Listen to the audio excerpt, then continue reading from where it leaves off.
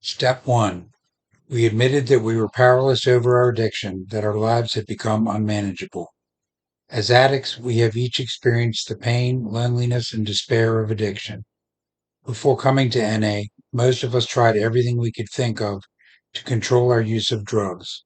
We tried switching drugs, thinking that we only had a problem with one particular drug.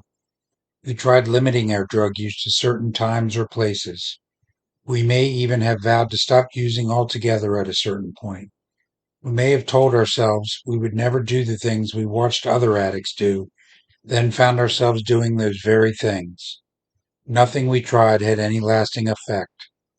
Our active addiction continued to progress, overpowering even our best intentions. Alone, terrified of what the future held for us, we found the fellowship of Narcotics Anonymous.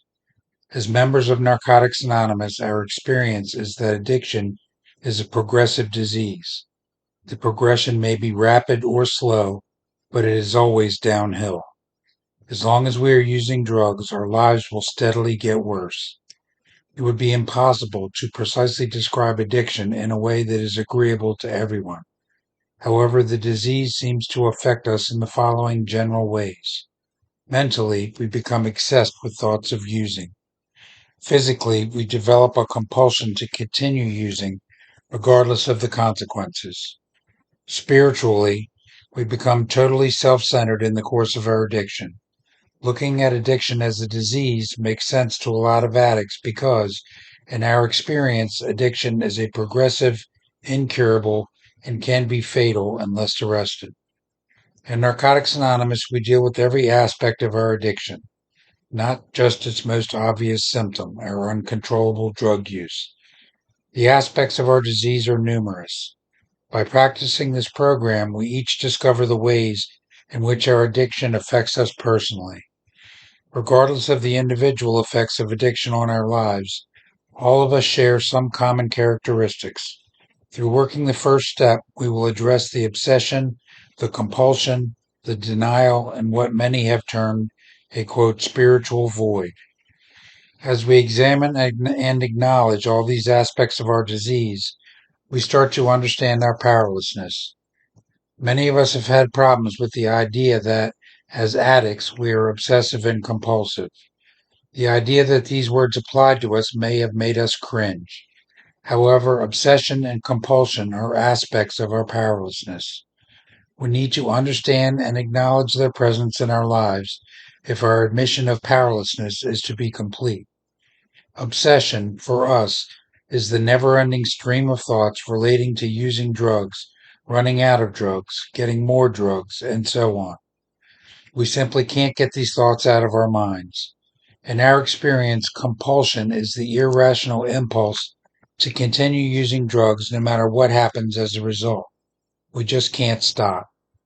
We address obsession and compulsion here as they relate to our drug use because when we first come into the program, our drug addiction is how we identify with each other and the program. As we continue in our recovery, we will see how these aspects of our addiction can manifest themselves in many areas of our lives. Denial is the part of our disease that makes it difficult, if not impossible, for us to acknowledge reality. In our addiction, denial protected us from seeing the reality of what our lives had become. We often told ourselves that given the right set of circumstances, we might still be able to bring our lives under control. Always skillful at defending our actions, we refused to accept responsibility for the damage done by our addiction. We believed that if we tried long and hard enough, substituted one drug for another, switched friends, or changed our living arrangements or occupations, our lives would improve. These rationalizations repeatedly failed us, yet we continued to cling to them.